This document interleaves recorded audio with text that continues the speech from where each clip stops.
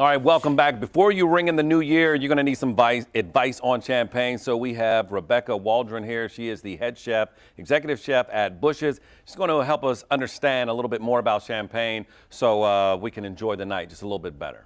Rebecca, Absolutely. thank you for joining us. My pleasure. So when it comes to champagne, I mean, what is the big difference and how do you know when you got good champagne, or is it just price? Well, I mean, you know, you always want to drink what you like. Right. So, I mean, just with any type of wine, sometimes what you like might not necessarily be the most expensive. However, the price of champagne and sparkling wine, you know, usually the higher end, the higher the pricier, is a little more refined.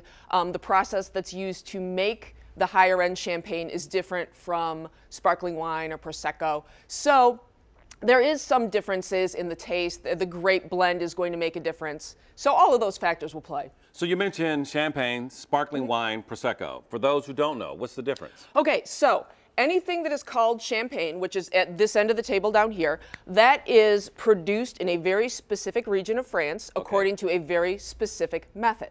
And it is carbonated in the bottle. Okay. So it is conditioned in the bottle. Then when you get over here, we get to sparkling wine. And that's anything that is produced outside of that specific region of France. So you can have items here that are produced according to the same method, but you can't call them champagne because they're produced out of that region of France. Whether they are carbonated in the bottle or not, right. If it wasn't made in that particular area of France, it's not champagne. Cannot be called champagne. What about Prosecco? Now, Prosecco is a sparkling wine, but that is an Italian version of sparkling wine. So the grape that is used in the Prosecco is specific to Italian sparkling wines. And so that is the big difference. But they all have the same kind of effervescence. They're all just made a little bit differently with a little bit blend of different grapes. So when you're talking about, let's say, mixing your champagne, say for a mimosa, I mean, do you definitely want to go with something like the rail mixer of champagne, or do you use your good stuff? Well, I would suggest using something that is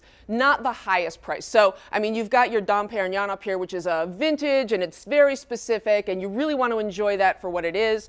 But you can have over here a Gruet, which is made according to the champagne method, and the price point is less than $20. So you can use that for a sparkling wine drink, or you could use Prosecco, or you could use any kind of other sparkling wine, but I would suggest using something that's mid-range or lower price range for something that's mixing. What about the toast? I mean, as you're ringing the new year, the big moment. Who are you toasting with? I mean, if you're toasting with a group of 50 people, then you might want to go with something a little more in the mid-range. But if you are toasting with the most special person in the world, you might want to invest in a bottle of the higher end and the real champagne. I mean, I really suggest that at least once try some real actual champagne. So I'm supposed to do a quick taste test to see if I can tell the difference. This is the fun part. So first we're going to open this bottle. This is an actual champagne, and this is Veuve Clicquot.